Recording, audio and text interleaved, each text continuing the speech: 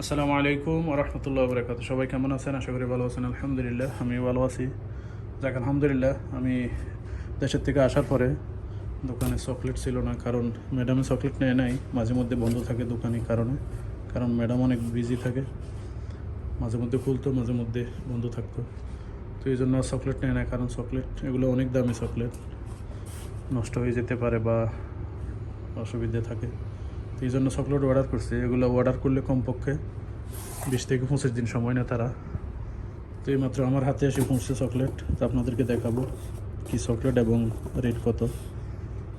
তো এখানে দেখেন এই গোল্ডেন শেপ যেগুলো, এগুলো কেজি হিসাবে বলি 1 কেজির দাম এদেশের 20 দিনের বাংলাদেশের প্রায় 6,000 টাকা কেজি। 1 কেজি চকলেট 6,000 টাকা।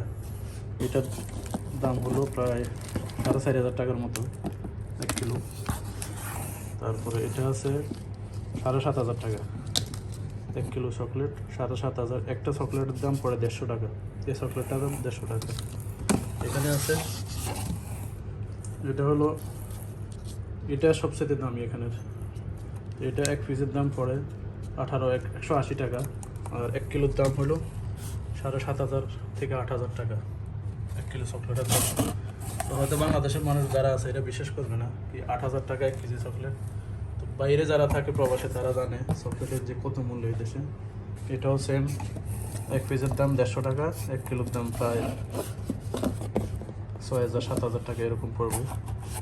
এখানে আছে আরেক আইটেম, এগুলো 100 টাকা পড়বো পিস। ছোটো একটা পিস দেখেন আমার আঙ্গুলের সময়, 100 টাকা পড়ে বাংলা। কিলো পড়ে 4,500 টাকা কিলো। তো এখানে কিছু আছে, এগুলো আমি অলরেডি এর মধ্যে ঢুকিয়ে ফেলছি। এভাবে আমরা সেটিং করে রাখতে হবে। এখানে আছে আরেক আইটেম, এটা নতুন আসছে, এটা রেট এখন আমি জানি না, এটা আজকে নতুন ফার্স্ট আসছে। এটাও একটু দামি, এটাও 180 টাকা 1 পিস। কিলো পড়ে প্রায় 8 থেকে 9,000 টাকা কেজি। তো দেখেন কোম্পানির থেকে আসছে এইমাত্র। তো আমি রিসিভ করলাম, এগুলো সেটিং করতে হবে।